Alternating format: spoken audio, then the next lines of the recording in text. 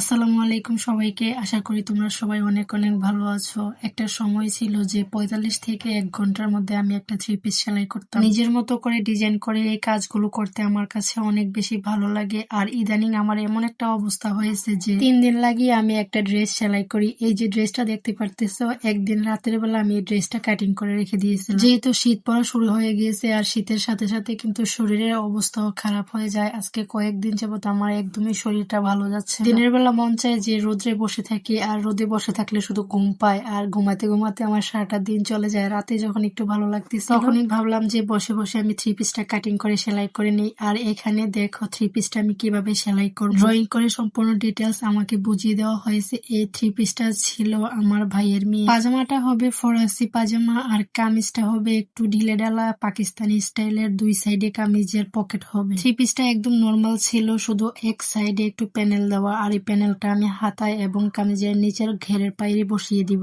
কামিজটার থেকে আমার কাছে পাজামার কাপড়টা বেশি ভালো লাগছে, কারণ স্টিপ স্টিপ প্রিন্টের কাপড়গুলো আমার কাছে অনেক বেশি ভালো লাগে। থ্রি পিসটা আমি রাতেই কাটিং করে রেখে দিয়েছিলাম, দেন সেলাই করতে ভালো লাগতেছিল না। তারপর দিন সকালবেলা থ্রি পিসের গলাটা কাটিং করে নিছি। আর এই গলাটা দেখো কিভাবে কাটিং করতেছি, তোমরা দেখি বুঝতে পারতেছো। অনেক আপুরা আমাকে বলো যে আপু তোমরা এই লেস গুলো কত টাকা করে কিনো। এই মোটা যে লেস গুলো রয়েছে, এই মোটা লেস গুলো নাকি আমার ভাস্তি 15 টাকা গজ করে কিনে। তার আগে যে আমি 2টা ড্রেস সেলাই করেছি, ওই ড্রেসের লেস গুলো মেবি 10 টাকা গজ করে কিনেছে। আসলে ওরা মেলা থেকে এই লেস গুলো কিনে, এই জন্য এত কম প্রাইজে পাওয়া যায়। মার্কেটে তো এই মোটা লেস গুলো প্রায় 50 থেকে 60 টাকা গজ করে সেল করে। তবে আমার কাছে মনে হচ্ছে যে আমার ভাস্তি অনেক কম দামে লেস গুলো কিনতে পারছে। ভাবতেছি যে এখন থেকে আমিও মেলা থেকে অনেক লেস কিনে রাখবো, যেহেতু লেস দিয়ে বেশিরভাগই জামায় ডিজাইন করে থাকি আমি। কথা বলতে বলতে পুরো জামাই আমি সেলাই করে নিয়েছি। এখন আমি হাতাটাকে জয়েন দিয়ে নিব। ভিডিওটি লং হয়ে যাবে, তাই পাজামাটা কিভাবে সেলাই করেছি সেটা আর দেখালাম না।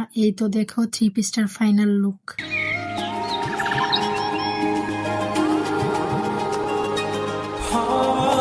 মাশাআল্লাহ, সেলাই করার পর থ্রি পিসটা দেখতে অনেক বেশি সুন্দর হয়েছিল। আর নিচের যে মোটা লেসটা, সেম লেসটা আমি হাতায় লাগিয়েছি। এত মোটা লেসটা যদি আমি হাতায় লাগাতাম তাহলে দেখতে তেমন বেশি ভালো লাগতো না, তাই আমি লেসটাকে মাঝখান থেকে কেটে উপরে জয়েন্ট লেস হিসেবে কিছুটা লাগিয়ে নিয়েছি। দেন বাকি যেটুকু লেস ছিল সেটা হাতায় মোড়িতে লাগিয়ে নিয়েছি। আর দেখো 2 সাইডে এমন আমি পকেট করে দিয়েছি। থ্রি পিসটা আমি পুরাই পাকিস্তানি স্টাইলে সেলাই করেছি, কারণ থ্রি পিসটার মোট লম্বা ছিল 38 ইঞ্চি। পাজামাটা যেহেতু আমি ফরাসি পাজামা সেলাই করেছি, আর এই ধরনের পাজামার সাথে একটু শর্ট কামিজটা পরলে দেখতে বেশি ভালো লাগে। সেলাই করার পর থ্রি পিসটা দেখতে কেমন হয়েছে প্লিজ তোমরা কমেন্টে জানিও। আর ভিডিওটি যদি তোমাদের কাছে ভালো লেগে থাকে তাহলে অবশ্যই পেজটাকে ফলো করো, লাইক কমেন্ট শেয়ার দিয়ে পাশেই থেকো। তো আজকের ভিডিওটি এখানেই শেষ করতেছি। তোমরা সবাই ভালো থেকো, সুস্থ থেকো। দেখা হবে নেক্সট কোনো ভিডিওতে। আল্লাহ হাফেজ।